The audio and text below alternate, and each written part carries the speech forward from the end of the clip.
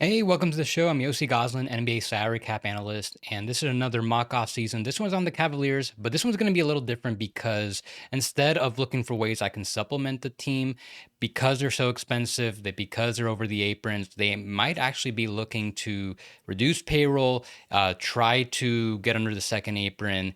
And so I'm going to do a much quicker version. This is a mini mock off season where I'm going to have them do some moves to accomplish those goals. So first, let's take a look at the Cavs payroll over the next two seasons. This is for the upcoming season. As you can see, they've got Donovan Mitchell and Evan Mobley.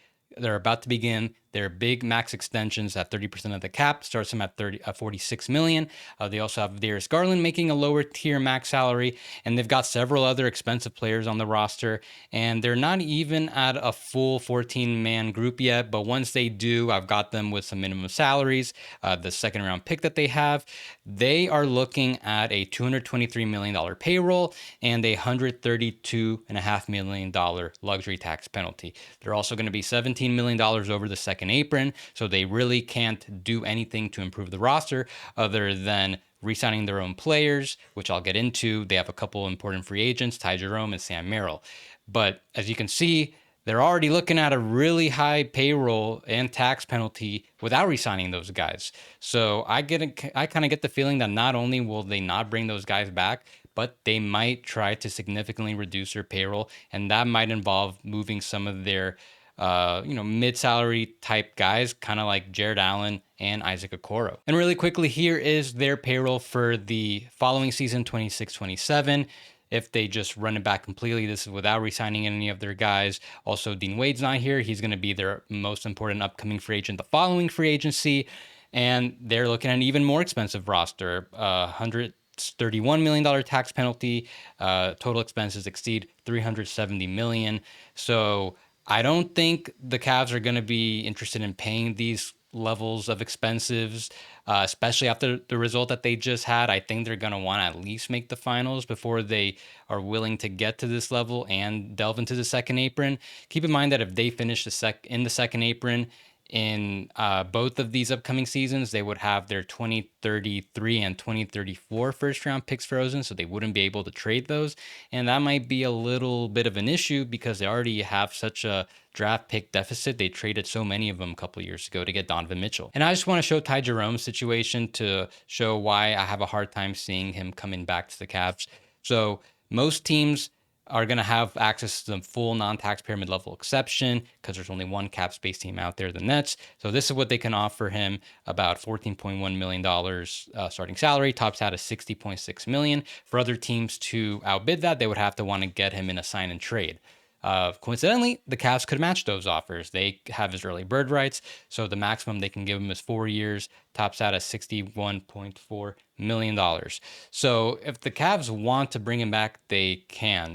They shouldn't have much of an issue trying to bring him back, but as you're about to see, bringing him and Merrill back will get really expensive. So now here's a projection I put together where they bring back Jerome on that early bird starting salary, and I've got them bringing back Sam Merrill at roughly the taxpayer mid-level exception, and that would get them up to 14 players.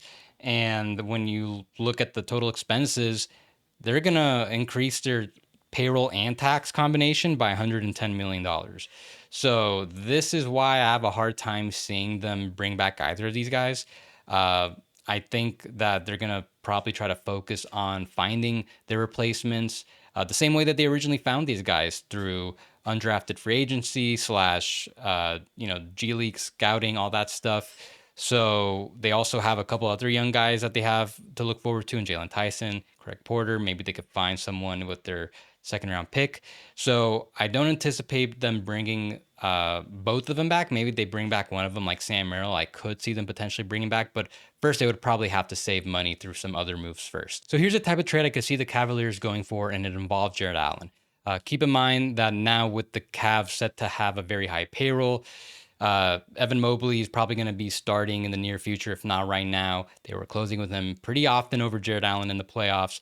And I think at $20 million this year, he's kind of a luxury the Cavs don't necessarily need. And he's got an extension coming up that's going to push his salary next year to start at $30 million over the next 3 seasons after this upcoming one.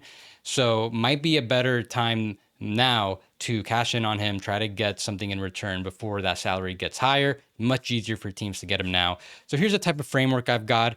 It would probably be a bigger deal. I don't know if the Magic would necessarily want Jared Allen. Maybe it could be a bigger trade where they end up getting a scoring guard like they're reportedly seeking. But the main thing is, here's what I have the Cavs getting back. I could see them targeting a guy like Goga Batadze, a much cheaper backup center. He makes $8.3 million this year, and he's going to make even less the following season. Getting a backup big who's cost controlled for multiple years makes a good amount of sense for the Cavs, and also have him getting that 25th overall pick via the Magic. Doesn't seem like the greatest return for Jared Allen, but just because the Cavs are mainly looking to save a lot of money and get a cost-effective replacement, this might be the type of return I could see them getting. And now here is the Cavs payroll after all the moves I did. As you can see, I've got Gogo in for Jared Allen. I also removed Isaac Okoro. I had them salary dump him probably to a team like the Nets who have cap space, or another team that has a mid-level exception to absorb him with. The Cavs have up to 4 second-round picks they could trade, so I would imagine they attach a couple of those to get a team to take him on. So your move is $11 million, and then I have him re-signing Sam Merrill. Let's say they give him like a $5 million starting salary. I could see his market being somewhere around there. You got that first-round pick that they got. Had them decline Chumo KK's team option, resign him at a 1-year veteran minimum to save a little bit on their cap sheet. And once they get to 14 players, they are looking at just a $44 million luxury tax penalty and a total roster expense of $250 million. So they reduce their expenses by $110 million to something a little more manageable, and they get just below the second apron. So they have a little bit more flexibility to do stuff a little later into the season, but most importantly, they avoid those draft pick penalties. And now here's that Cavs roster I put together, but looking at it for the following season. You've got Mitchell and Mobley, their salaries right up to $50 million. Goga in for Allen, Merrill in on a second-year salary. They have their own first-round pick next year. So I have them getting the 14 players, and they're well below they're still not too high into the tax, and they have plenty of space below the second apron. So their biggest free agent the following season is going to be Dean Wade. He's going to be extension eligible throughout this upcoming season. So if they do these types of moves that I'm suggesting, they'll have plenty of flexibility to fit Dean Wade on a new deal. He's making like just under $7 million this year. Maybe they can get him on a small raise. And if the objective is to stay below the second apron, they should be able to do that. So that's my Cavs mock off season. Pretty quick, but for teams like them that might be looking to save payroll and not necessarily make a big move to supplement the roster, these are going to be a lot quicker versions where I show how these teams could look to save money. And there's a lot of them out there. So that's that.